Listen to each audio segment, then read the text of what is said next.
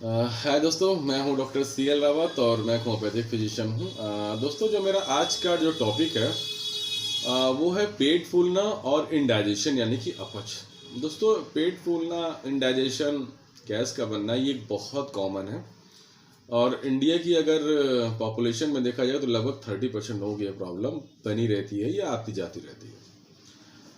यानी कि हर तीसरे व्यक्ति को। दूसरों, पेट फूलने में सिम्टम्स की बात की जाए तो पेट फूलना, ब्लॉटिंग हो जाना, गैस का फंस जाना, पेट में दर्द होना, मरोड़ होना, ये सब दिक्कतें आ जाती हैं।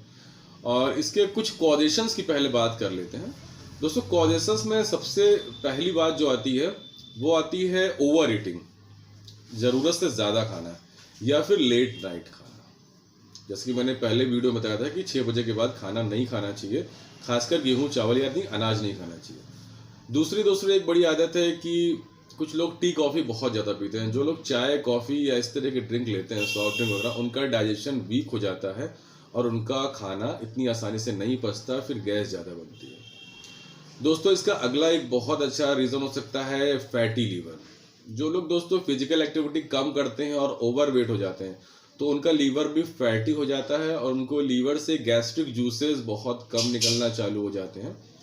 जैसे कि जो गैस्ट्रिक जूसेस, ट्रिप्सिन, काइमोट्रिप्सिन, इस तरह के जो गैस्ट्रिक जूसेस होते हैं। और जब गैस्ट्रिक जूसेस की डिफिशियंसी हमारे आहार नाल में होती है तो हमारा फूड जो है थोड़ा थोड़ा करके सड़ने लगता है, पचने के बजाय सड़ने लगता है। तो उसमें से तमाम तरह की गैसेस बनती हैं और जाके वो फिर ब्लॉटिंग करती हैं पेट में। पेट फूला सा महसूस होता है, डिस्कम्फर्ट फील होता है। दोस्तों, और कुछ देखा जाए तो एक और रीज़न इसका बहुत देखा गया है जिन लोगों को गैस ज़्यादा बनती है। कुछ लोग होते हैं दोस्तों, खाना खाने के साथ या खाना खाने के जस्ट बाद पानी एकदम से पी लेते हैं। 1 गिलास 2 गिलास पानी पी लिया, आफ्टर दैट खाना उनका भी सड़ने लगता है। क्योंकि खाना पचाने के लिए पेट के अंदर अग्नि होनी चाहिए और अग्नि के ऊपर अगर आप पानी डाल देंगे तो फिर आपकी दोबारा अग्नि प्रोड्यूस होने में टाइम लगेगी। तो उससे वजह से उनके अंदर गैस ज़्यादा बनने लगती है। अब दोस्तों आ जाता है कि हम इसको ट्रीटमेंट कैसे करें। तो दोस्तों, इट इज़ वेरी इजी।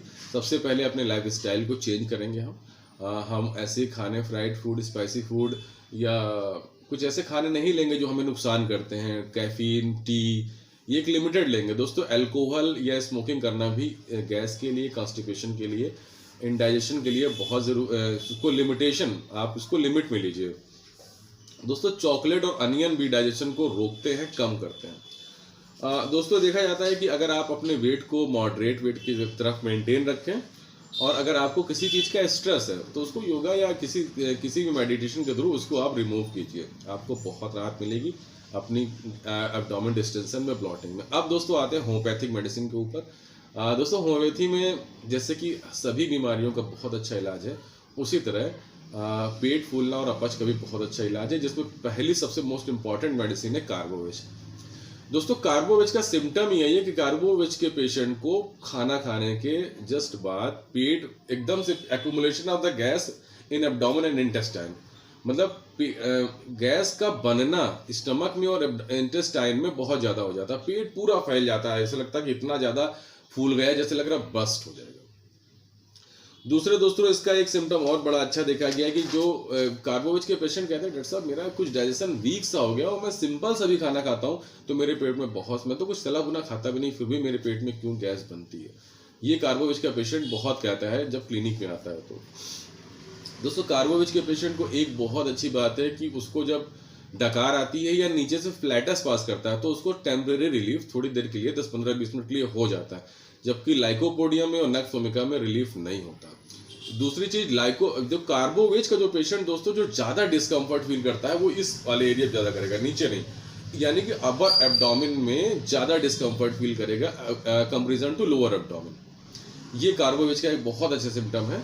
अब दोस्तों देखते हैं कि कार्बोवेज में दोस्तों एक ये बताया गया है कि कार्बोवेज का पेशेंट जब गैस बन जाती तो बहुत प्रोस्ट्रेशन फील करता है, बहुत कमजोरी फील करता है। दोस्तों, कार्बोवेज का स्टूल भी जो जब इस दौरान जब वो स्टूल पास करता है तो कभी लगता है कि उसको स्टूल मतलब गंदी सी सड़ी सी बदबू आएगी, उसके स्टूल से अच्छी बदबू नहीं आती, उसका पेट जो है थोड़ा ठीक नहीं रहता है, थोड़ी थोड़ी दूर पे कॉन्स्टिपेशन जैसा उसका पेट रहता है। अगर ऐसी कंडीशन है तो दोस्तों आप कार्बो ले लीजिए, बहुत अच्छी काम करेगी।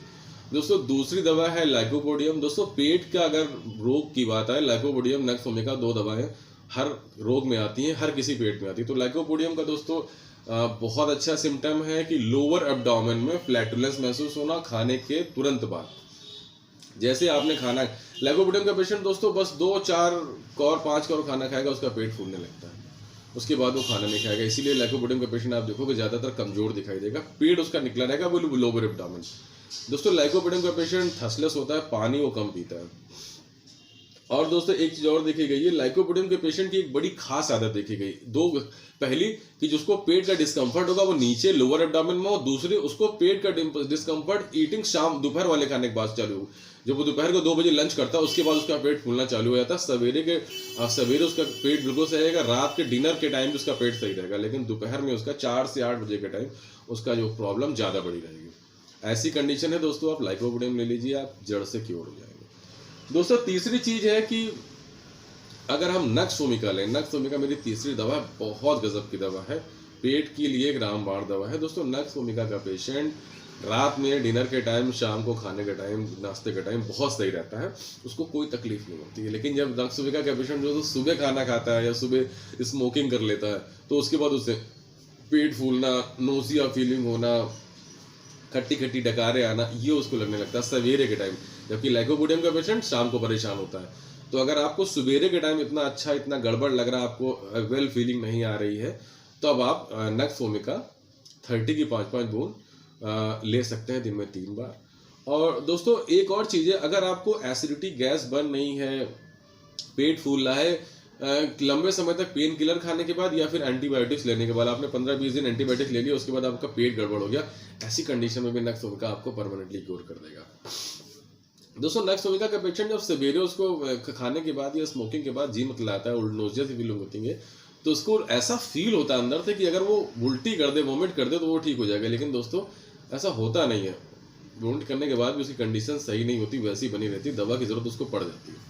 दोस्तों अगली दवा है चाइना। दोस्तों चाइना का एक बहुत अच्छा सिम्टम है कि चाइना में पेट फूलना या पेट का गड़बड़ हो जाना फ्रूट्स खाने के बाद ज़्यादा होता है। पल्सिटिला में भी यही सिम्टम है और चाइना में भी यही सिम्टम है। दोस्तों दूसरा इसका सिम्टम है कि चाइना में जो है, आप देखेंगे कि जो डकारे या फ्लैटस पास करता है तो उससे कोई आराम नहीं मिलता उसको, जैसे कि कार्बोवेज मिल जाता था, लेकिन लाइकोपोडियम में चाइना में उसको आराम नहीं मिलता, पेट उसका ब्लॉटिंग से बना ही रहता है, उसको बिना मेडिसिन दिए आप ठीक नहीं कर सकते। तो चाइना बहुत अच्छी दवा है दोस्तों पेट फूलने की।